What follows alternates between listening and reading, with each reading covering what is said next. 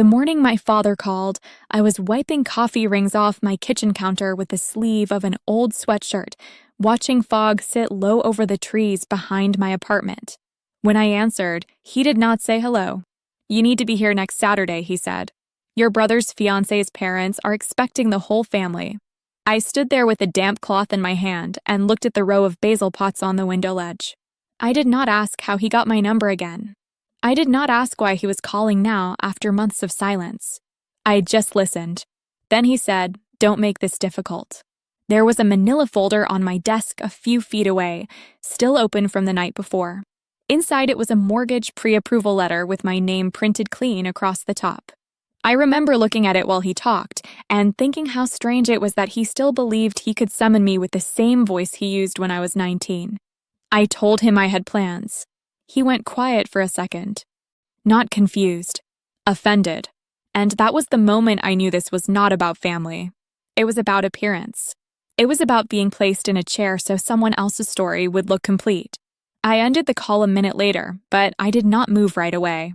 I stood in the narrow kitchen with the smell of coffee in the air and the radiator clicking softly behind me, and I had the distinct feeling that something old had finally followed me all the way to Oregon. 6 months earlier, I had left Northern Virginia without telling my parents. My friend Nolan drove the rental truck. Priya followed behind us in her car with 2 plants balanced in a laundry basket and a box of dishes wrapped in towels. The move happened on a warm day in March, the kind that makes the pavement smell dusty before noon. My apartment in Alexandria was almost empty by the time we loaded the last of it. A lamp, 2 suitcases, books in bankers' boxes. A dented filing cabinet I almost threw out but kept because it's still locked. Priya stood in the doorway holding a roll of tape and asked, "Are you really not going to tell them?" I pressed down the flap of a box marked office and wrote fragile across the top with a black marker. "They haven't asked where I live in years," I said. "I don't see a reason to start now." She looked at Nolan. Nolan looked at me. Neither of them pushed. That was one of the things I liked most about them. They knew the difference between concern and pressure. The drive west felt longer than it probably was. We stopped for gas, bad coffee, and one motel with scratchy sheets and a vending machine that hummed all night outside my door. Somewhere after Idaho, the landscape opened up in a way that made my chest feel different. Less tight, less watched. By the time we crossed into southern Oregon, I could feel my body settling into itself. My apartment in Ashland was small, but it was quiet. 1 bedroom, old wood floors. A narrow balcony facing a stand of pines. In the afternoon, the light came through the living room in a soft slant and sat on the floorboards like it meant to stay. I arranged my books the way I wanted, put my mugs in the cabinet without anyone moving them, set up my desk near the window, and worked in a silence that did not feel lonely. I had a remote job with a digital compliance firm based out of Seattle. Most of my days were spent reviewing incident logs, reconciling records, and cleaning up the kind of quiet mistakes other people missed because they were too busy looking for something louder. I liked the work. It rewarded patience. My grandmother, June, called every Sunday evening like clockwork. Nolan and Priya came up every few weeks. We cooked. We walked. We carried groceries in from the car and argued about where to hang the framed print in my hallway. My life was not exciting, but it was orderly. After a while, I stopped waiting for the silence from back east to bother me. That was the part that surprised me. I thought being ignored would keep hurting in the same sharp way it used to. Instead, it dulled. Then it clarified. I started to understand that peace and absence were not always the same thing. Growing up, my younger brother, Ethan, had a way of filling every room before he even entered it. My mother adjusted herself around his moods. My father organized entire weekends around his games, his grades, his disappointments, his plans. I learned early that the easiest way to survive in that house was to ask for very little and clean up after myself. When I was 10, I brought home a certificate for a district writing contest and left it on the kitchen table where my mother always sat with her tea after dinner. She glanced at it once, said, "That's nice, Claire," and went back to helping Ethan study for a science test he had barely prepared for. I remember standing there in my school shoes, still wearing my backpack, waiting for something more. A question. A smile. Maybe just eye contact.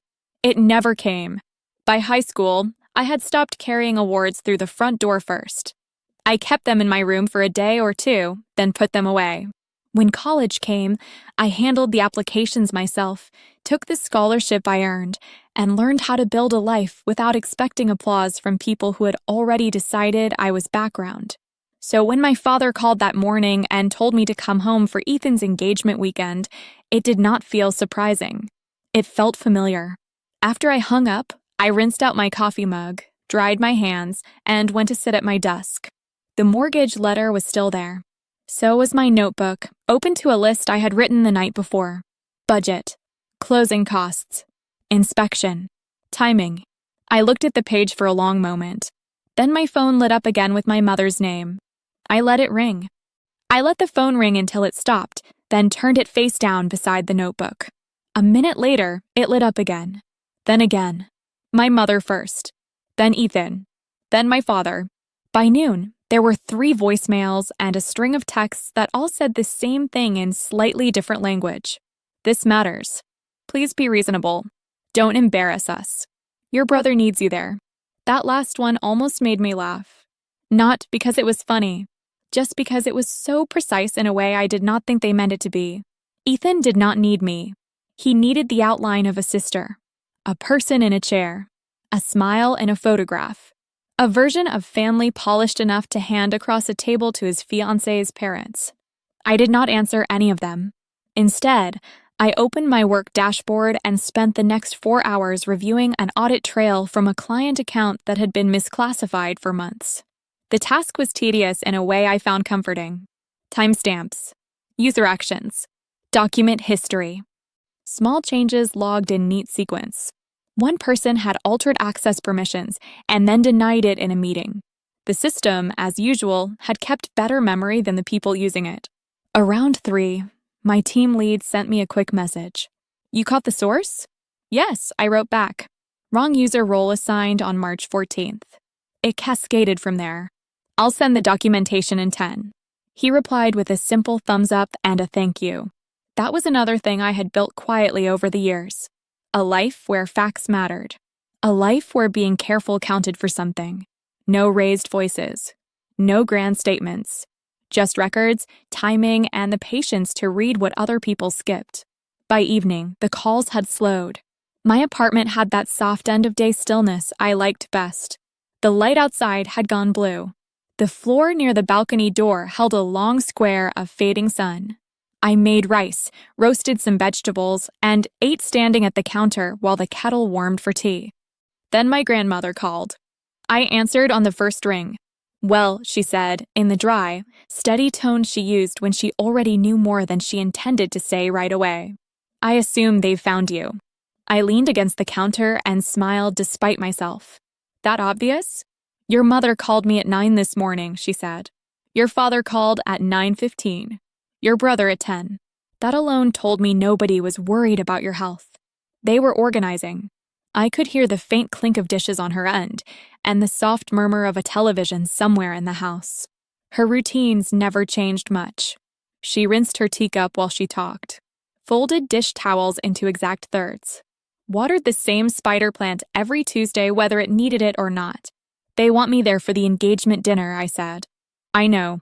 So they can look complete. A pause. Yes, she said. That would be the practical reading. That was why I trusted her. She never dressed things up past recognition. We talked for a while after that. About the weather in Oregon. About the nursery down the road from me that had heirloom tomato starts. About the duplex 2 streets over from her that had finally sold after sitting empty for months. Then she asked, gently and directly, "Are you all right?" I looked around my apartment before answering. The clean sink. The folded blanket on the arm of the couch. My work badge hanging from the hook by the door. The stack of mail I had already sorted into keep and shred. Yes, I said. I am. Good, she said. That matters more than dinner. I sat down at my desk after we hung up and pulled the mortgage file closer. I had been saving for years. Quietly. Methodically. No dramatic goal attached to it. Just an understanding that if I kept going, I could buy myself something no one in my family had ever offered me freely. Stability. There were 3 houses on my list at that point. One had a cracked retaining wall. One was charming in photos and badly neglected in person. The third was a small place outside town with cedar siding, a square backyard, and a kitchen window over the sink. Nothing grand. But it had morning light, clean inspection notes, and a fence already in place for the garden I wanted. I clicked through the photos again. The next text came in while I was looking at the backyard. From Ethan. I don't know why you're doing this now. Can you please just show up for one night? I stared at the message for a long moment. He had always been better at sounding puzzled than accountable. Even as a boy, he had a way of stepping around the center of a thing while still making himself look injured by it. If I disappeared from a room, he noticed only when someone else asked where I had gone. I typed 3 different replies and deleted all of them. Then I put the phone down and opened a spreadsheet instead. I made a list. If I go, airfare, hotel, car, time off, rehearsed smiles, questions asked too late, same old version of me placed back in the frame. If I don't, anger, guilt, pressure, flame, silence. When I finished, I looked at both columns. One of them cost money and peace. The other only cost approval I had never actually had. So I made the decision the way I handled most things that mattered. Step 1, no more calls answered. Step 2, no explanations given twice. Step 3, no travel made out of guilt. I wrote those 3 lines in my notebook under the mortgage numbers and underlined them once. Then I waited. The next morning, there was an email from my father in my inbox with the subject line family responsibility. I did not open it right away. Instead, I logged into work, joined the first meeting of the day, and listened to people talk around a problem for 20 minutes before I pointed out the line item everyone had missed. My voice stayed even. My screen stayed organized. By 10:30, I had closed 2 tickets, corrected a reporting error, and sent out a clean summary that settled an argument 3 departments had been having since Monday. At 11, I opened my personal email again. My father's message was short. He wrote that Ethan's future in-laws were traditional people. He wrote that my absence would raise questions. He wrote that families show up for each other, whether things are perfect or not. Then, near the end, he added one sentence that made me sit back in my chair and read it again. After everything we've done for you, this is a poor way to repay us. I read it twice more, not because it was confusing, but because it was so familiar in structure. A debt invented after the fact. An invoice for love never properly sent until they wanted something collected. I closed the email and opened a folder on my desktop marked personal.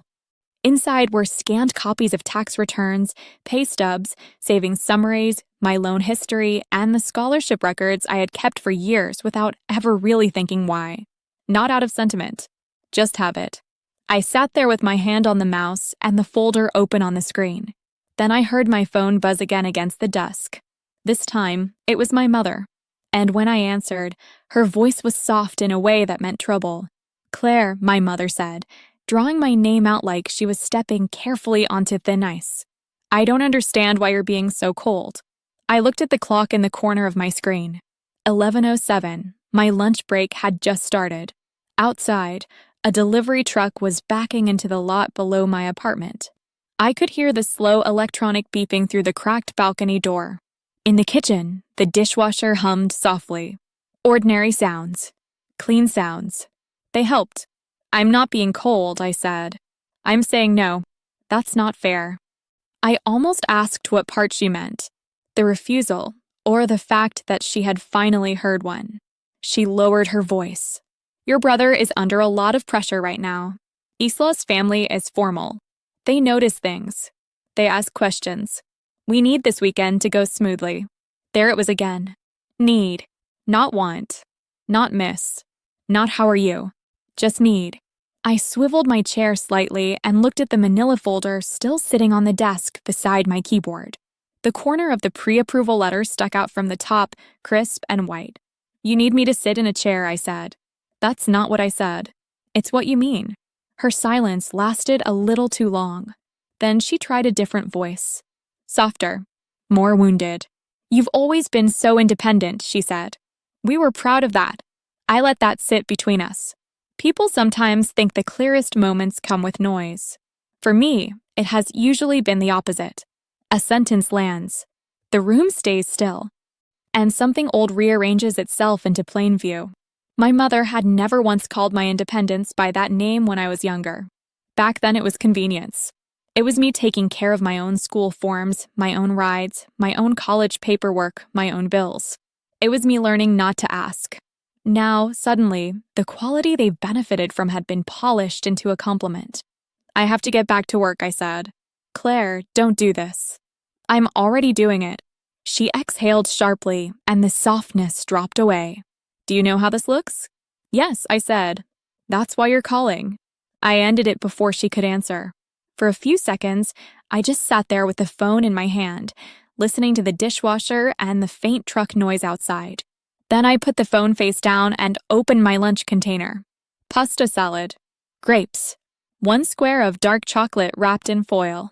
I ate at my desk and reviewed the house listing again while I finished. 3 bedrooms. 1 bath. Built in the late 80s. New roof. Small garden bed already edged with stone. I looked at the photos the way some people look at maps before a long trip. Not dreaming exactly. Confirming.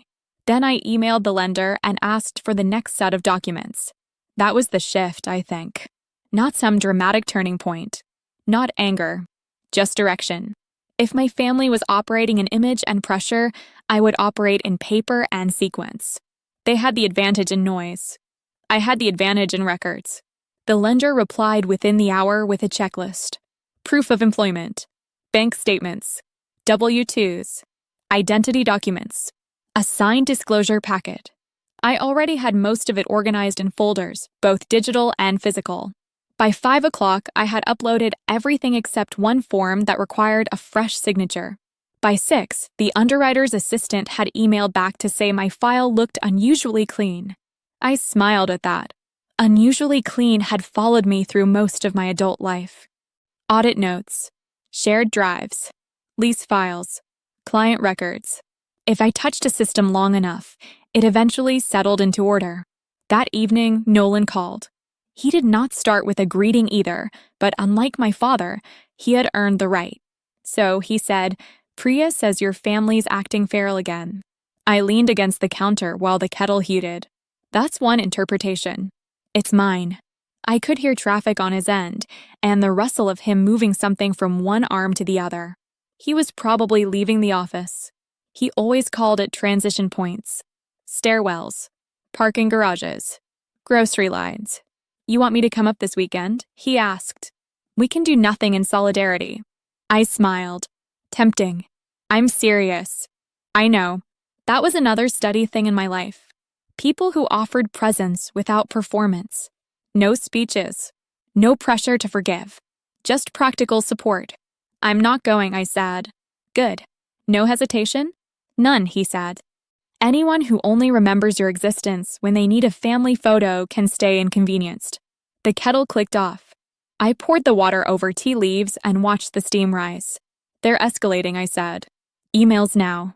Calls from all 3 of them. Nolan was quiet for a second. Then, you saving everything? That was why he and I had stayed friends for so long. He understood me in the language I trusted most. Yes, I said. Good. Keep it all.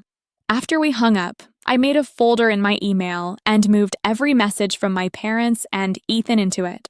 Then I exported the voicemails. Saved the text screenshots. Not because I planned to use them for anything dramatic. Just because I had learned over the years that once people start rewriting events in real time, the cleanest protection is a timeline. Date, time, sender, content. That was all. The next morning, Friday, my father emailed again. This time the subject line was final notice. I opened it while the first light was still coming through the kitchen window. His message was longer now, more formal in tone, as if authority could be strengthened by paragraph breaks. He wrote that my absence would be viewed as an insult. He wrote that I was behaving selfishly and immaturely. He wrote that after all the support they had given me through the years, my refusal was beyond disappointing. At the bottom, he added a sentence that changed the temperature of the room. If you refuse to come, Don't expect to remain part of this family in any meaningful way. I read it once. Then I forwarded it to my personal archive account. After that, I made breakfast. 2 eggs, toast, a sliced pear. I wiped down the counter when I was done and rinsed my plate before setting it in the rack. Then I went to work. At 9:14, Ethan texted, "Dad's upset. Can you please stop making this bigger than it is?" That one I looked at for a long time, because that had always been his role in the system, whether he meant it or not. Reduce, blur, translate damage into misunderstanding. Call patterns tension. Call neglect distance. Call years of omission a rough patch. I typed back before I could talk myself out of it. I'm not making it bigger. I'm just no longer helping you make it smaller. He did not respond. At lunch, my grandmother called again. "I thought you should know," she said. "Your father asked me for your address." I stood very still in the kitchen with my hand on the back of a chair. And I told him no. I let out a breath slowly. "He was not pleased," she added. "I'm sorry." "Don't be," she said. "He asked like he was entitled to it." I answered like he wasn't. I sat down. In the pause that followed, I could hear the grandfather clock in her hallway ticking faintly through the line. "Your brother's fiancé's mother has been asking questions," she said. "Apparently she wants to understand why nobody seems to know much about you." I pictured it immediately. A table, linen napkins, nice serving dishes. My mother smiling too carefully. My father talking more than usual. Someone sharp enough to notice the seam in the story. "What kind of questions?" I asked. "The ordinary kind," she said. "Where you live, what you do, why they haven't met you, why you weren't at the engagement party, why your brother talks about you like someone he used to know." I looked out the window at the line of pines behind the building. "And what are they saying?" "They're improvising," she said, which is never a strong skill in that family. That was the first time I felt something close to calm satisfaction. Not because anyone was suffering. Because the truth, left alone long enough, tends to make its own shape in a room. "I'm not doing anything," I said. "I know," she replied. "That's the part unsettling the most." After we hung up, I opened my notebook again. Under the 3 rules I had written 2 days earlier, I added 3 more. Step 1, keep the record clean. Step 2, do not react to pressure on demand. Step 3, let other people explain their own omissions. I closed the notebook. A few minutes later, an unknown number called my phone. I almost ignored it. Then I answered. A woman's voice came through, measured and unfamiliar. "Hello," she said. "This is Marian Hale. I believe I'm about to become your brother's mother-in-law. I hope I'm not overstepping, but I wanted to ask you something directly." Her voice was calm, not tentative, just careful. I moved from the kitchen table to my desk and sat down before I answered. "You can ask," I said. There was a small pause on the line, the kind people leave when they are deciding how direct they are allowed to be. "I hope this doesn't sound rude," she said, "but I've met your parents several times now, and I've heard 3 different explanations for why you haven't been present for any of this. I prefer plain information." I looked out the window. A band of sunlight had settled across the parking lot below, bright on the windshields. "What would you like to know?" I asked. "The truth," she said simply. "Are you estranged from your family, or are they trying to smooth over something that should not be smoothed over?" I appreciated the wording. No fake sympathy. No performance of concern. Just a question clean enough to answer. "Yes," I said. "We're estranged. And yes, they are trying to smooth it over." She exhaled very quietly, as if something had just moved into place. "I thought so," she said. I let the silence sit for a moment. I had no interest in turning the call into confession. But I also had no interest in helping my parents maintain a version of events built entirely out of omission. "I'm not asking anyone to take sides," I said. "I'm not trying to disrupt your daughter's engagement. I simply declined to participate in something staged to look like closeness where none exists. That matches what I suspected." Her tone stayed even, but there was steel under it now. "I asked your mother how long it had been since she'd seen you," she said. She changed the subject. "I asked your brother why we had never heard your name before 2 weeks ago. He said everyone was busy. I asked your father where you lived, and he said you were private." I almost smiled. "That is one way to describe it," I said. I don't care for dishonesty in family matters, Marian said, particularly before a marriage. Neither did I. Though in my family, dishonesty had rarely taken the form of outright lying. It had usually been quieter than that. Strategic gaps, missing context, rearranged emphasis, a habit of speaking as if the story had always made itself. She asked one more question. Would you object if I told my daughter that you confirmed the distance is real? No, I said, but I'd prefer you not involve me further. Fair enough, she replied. That's reasonable. Then her voice softened, not emotionally, just humanly. For what it's worth, I'm sorry they put you in this position. I thanked her. We ended the call. I sat still for another minute after the line went dead. Then I opened a new note on my desktop and typed the date, time, and her name. Not because I expected trouble from her, just because I was no longer leaving important things to memory. That became the pattern for the next few days. My parents increased pressure. I increased order. Saturday morning, my father sent another email. This one was shorter. You are making a serious mistake. I archived it. An hour later, my mother texted, please don't do this to Ethan. Screenshot. Saved. By noon, Ethan sent, they're asking questions I can't answer. That one I read twice. Then I put the phone down and opened the lender portal again. The inspection on the house came back cleaner than expected. Minor notes only. One loose handrail on the back step. Gutter debris. A bathroom fan that needed replacing within the year. Nothing structural. Nothing urgent. I requested the final estimate sheet and printed a copy for my file. Then I made another list. Not emotional, just practical. What they control, opinions, guilt, access to old family narratives. What I control, response times, documentation, boundaries, address privacy, my schedule, my finances. It helped to see it in black and white. By Sunday evening, the engagement dinner had clearly become a larger problem than my parents anticipated. My grandmother called after 7. I was on the balcony with a blanket over my knees and a mug of tea cooling in my hands. The air smelled faintly of pine and chimney smoke from somewhere farther down the block. Well, she said, they're unraveling. I pulled the blanket a little tighter around my shoulders. That sounds dramatic for them.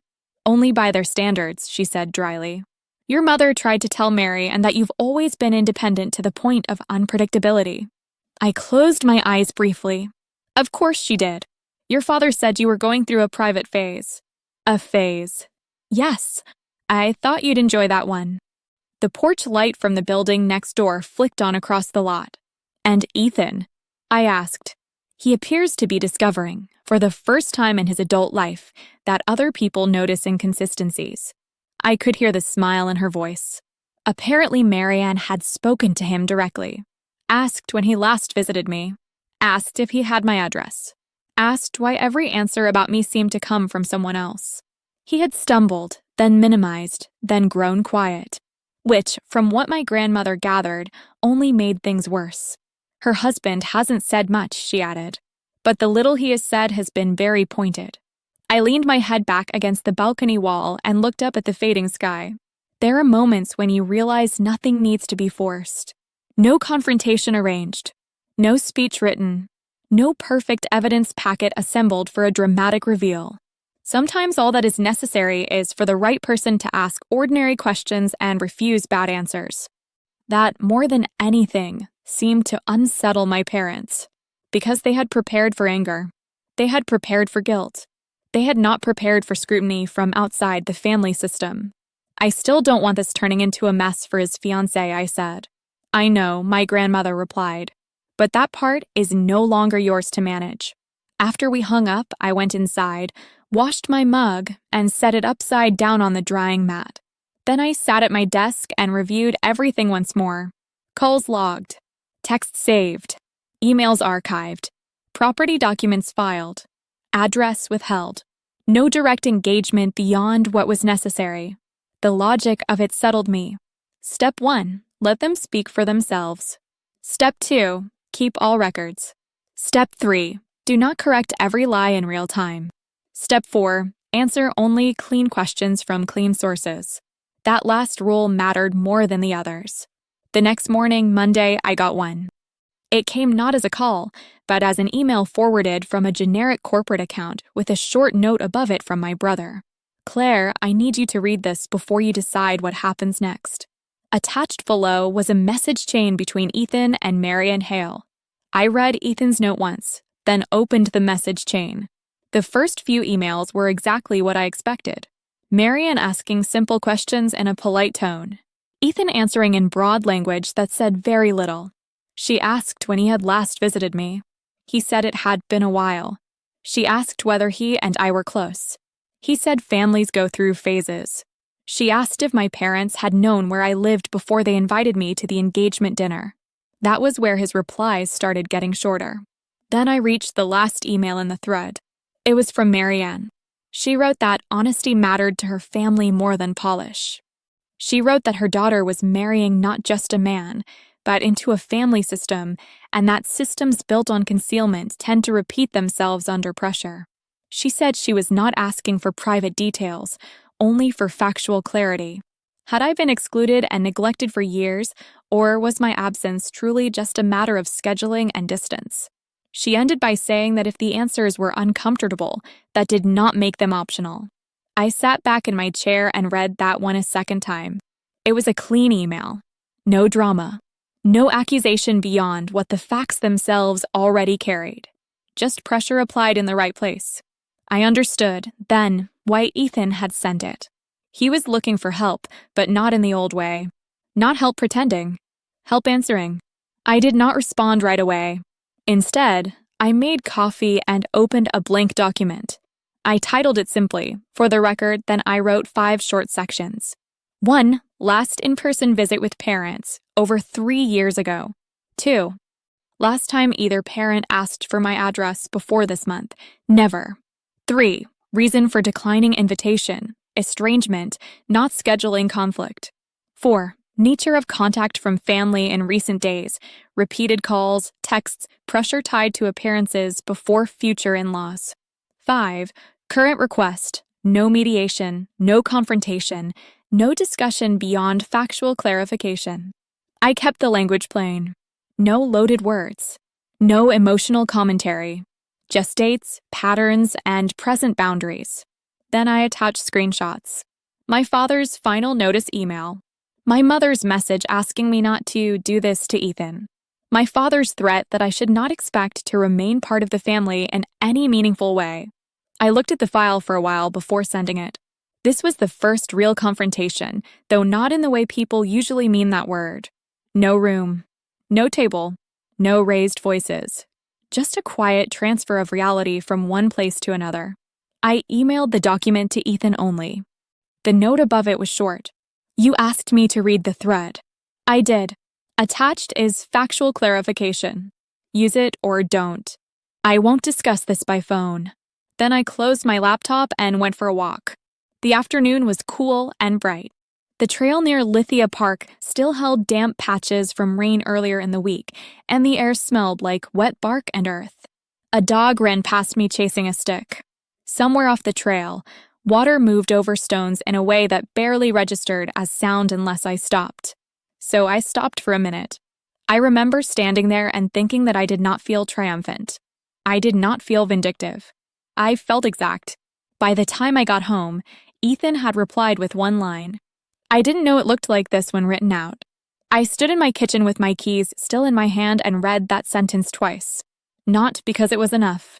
It wasn't. But it was the first honest thing he had said to me in years. I typed back, that doesn't make it new. It only makes it visible. He did not answer after that. The next day, my mother called twice before noon. I did not pick up. At 12:14, she sent an email. This one was different. Not softer. More alarmed. She wrote that I had no right to circulate private family communications. She wrote that I was humiliating them.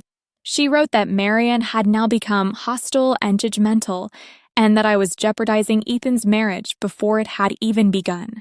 I forwarded that one into the archive too. Then my father called. Again, I let it ring. Then he sent a voicemail. His tone was clipped, controlled in the way people get when they are putting effort into sounding reasonable. He said, "You need to stop this immediately."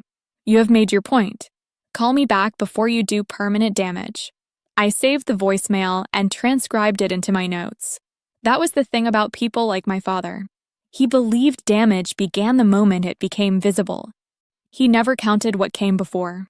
That evening, my grandmother called and asked if I could come by video for a few minutes. Not for my parents. For her. When I answered, she was sitting in the same chair by her front window where she had been sitting for most of my life, a lamp on beside her and a folded cardigan across her lap. She looked tired, but steady. I thought you should hear this from me before anyone else distorts it, she said. I sat down at my desk and adjusted the laptop screen. Okay, Marian and her husband met with your parents and Ethan this afternoon. No dinner guests. No ceremony. Just the 5 of them. I leaned back slightly in my chair. And Marian asked your father directly why he claimed your absence was a scheduling issue when he had threatened to cut you out of the family for refusing to attend. I felt the room go very still. She continued in the same measured tone. Your father tried to say you were exaggerating. Marian produced the screenshot. I looked down at my hands resting on the desk. No one yelled, my grandmother said. That would have been easier for them. Instead, Marian kept asking specific questions. Dates, frequency of contact, whether your mother had your address, whether Ethan had visited you, whether any of them could honestly say they had maintained a relationship with you in good faith. And could they? No, the answer landed quietly. I could picture it too clearly. My father trying authority first. My mother trying injury. Ethan trying confusion. All of it thinning under ordinary follow-up. What happened then? I asked.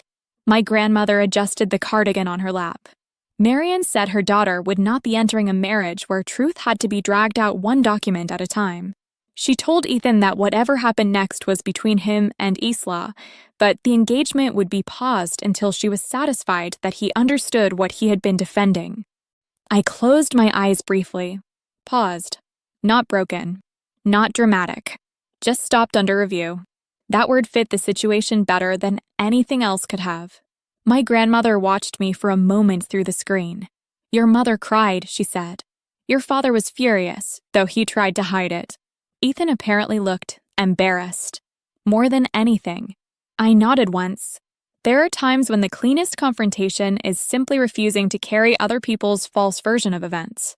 That had been enough here. Not because I outmaneuvered anyone. Because once the record existed, everyone had to decide whether they would keep denying it in front of witnesses who were paying attention. My grandmother went on. Marian also said something else. She said neglect does not become less serious because the neglected person learned how to function without help. I let that sit in the air between us. Then I asked, how did Ethan react to that? He didn't defend your parents, she said. Not this time. After we ended the call, I went into the kitchen, washed a cutting board, and stood for a while at the sink looking out at the pines. My phone buzzed once on the counter behind me. A message from Ethan. Can we meet somewhere neutral? Just us. No one else. I dried my hands slowly before I turned around to read it again. I read Ethan's message twice before replying. Then I set the phone down and finished drying my hands. Meeting in person had not been part of my plan.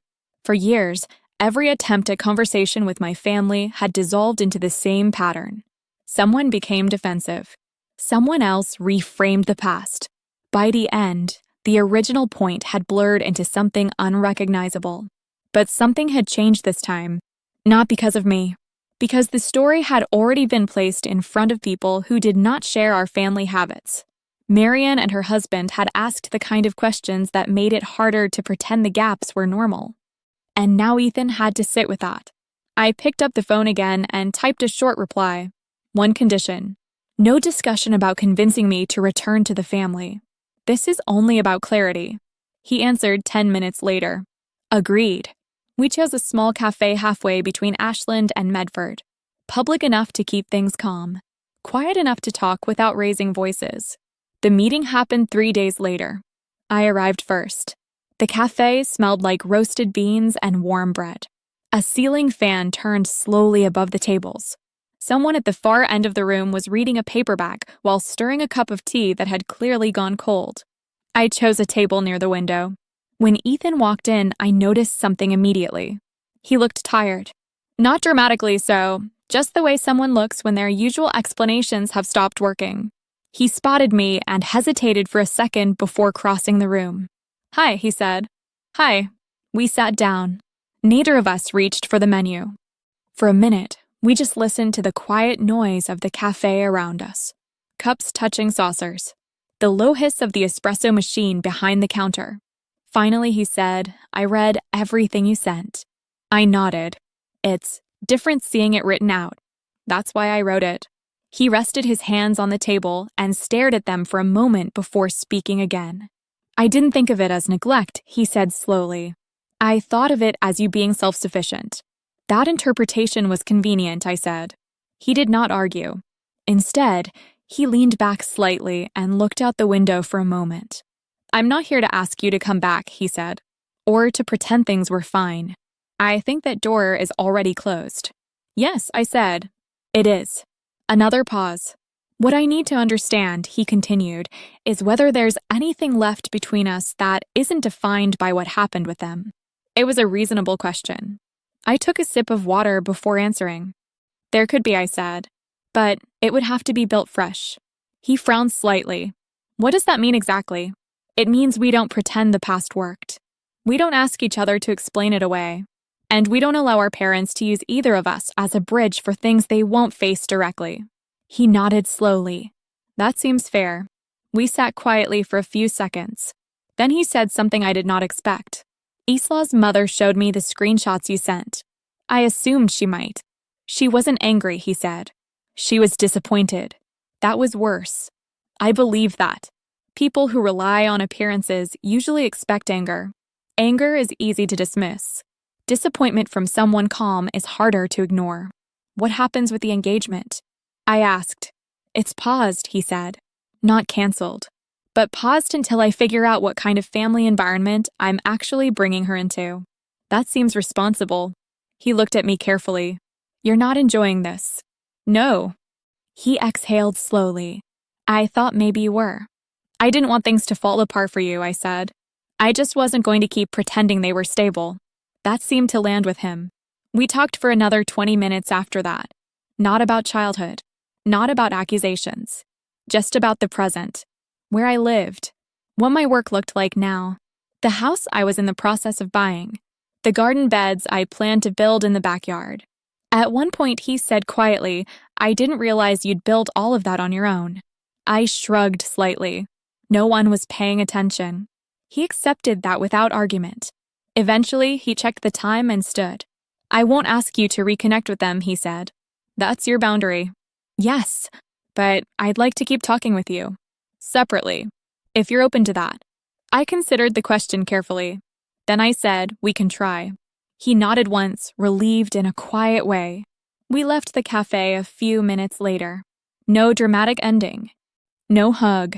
Just a brief handshake in the parking lot and a promise to stay in touch occasionally. When I got home that afternoon, my real estate agent had left a voicemail. The appraisal on the house had come back exactly where we needed it. The closing could move forward. 2 weeks later, I signed the final documents. No cosigner. No assistance. Just my name on every page. The house was modest but solid. Cedar siding, a small front porch, and a backyard large enough for tomatoes, herbs, and a fig tree if I ever decided to plant one. My grandmother came to visit the following month. We sat at the kitchen table with coffee while she looked around the room slowly, taking everything in. "You built this yourself," she said. "Yes." She nodded approvingly. Outside, no one was assembling a grill while Priya argued with the instruction manual and laughed at the same time. The house filled gradually that afternoon with the easy noise of people who had chosen to be there. No expectations. No performances. Just presence. Later that evening, after everyone left, I washed the dishes and stood by the kitchen window watching the backyard settle into quiet. My phone buzzed once on the counter. A short message from Ethan. I told Isla everything. No excuses. She said honesty counts more than timing. We're working through it. I typed back a simple reply. Good.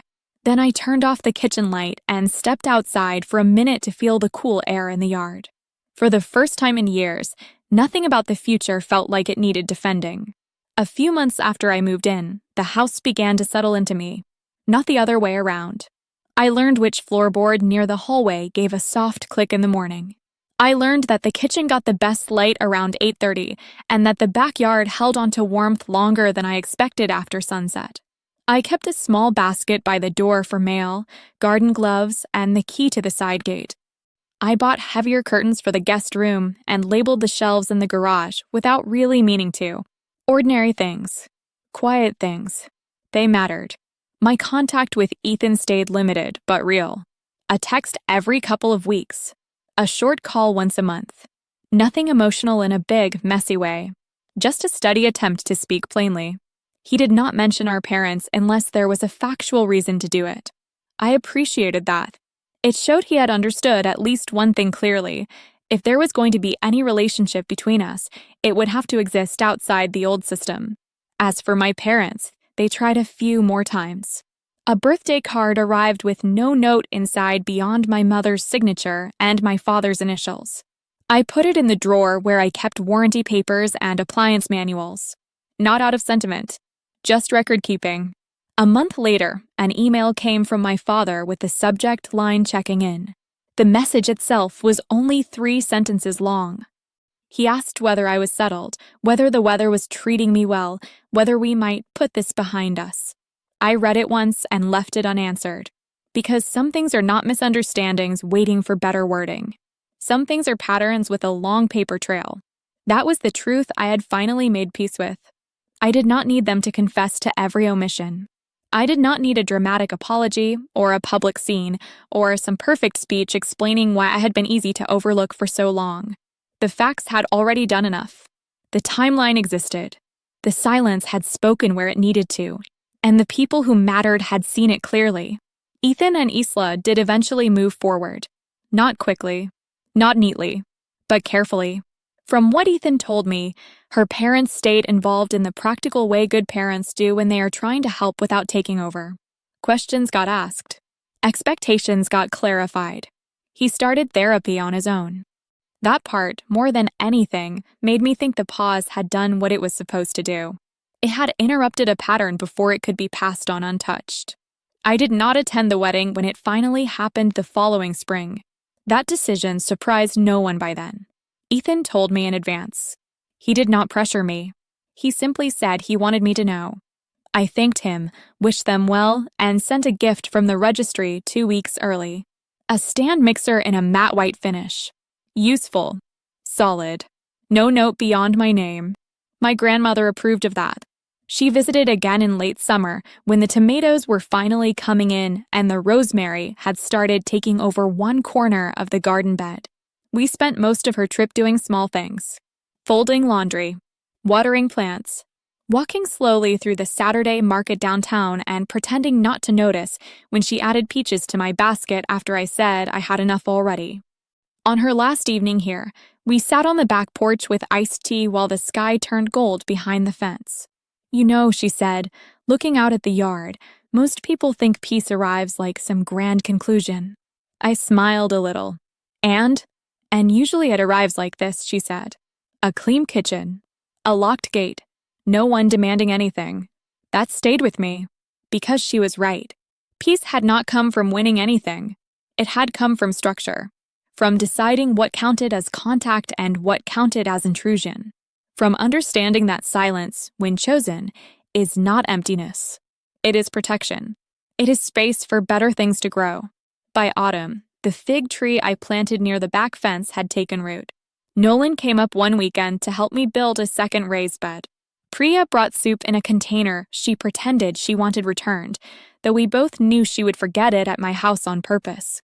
My neighbor from across the street started leaving extra zucchinis on the porch with a note that just said too many again. One of my coworkers drove down from Eugene with her daughter, who ran through the yard wearing rain boots in dry weather, and asked if I was the aunt with the tomatoes. I told her I could be.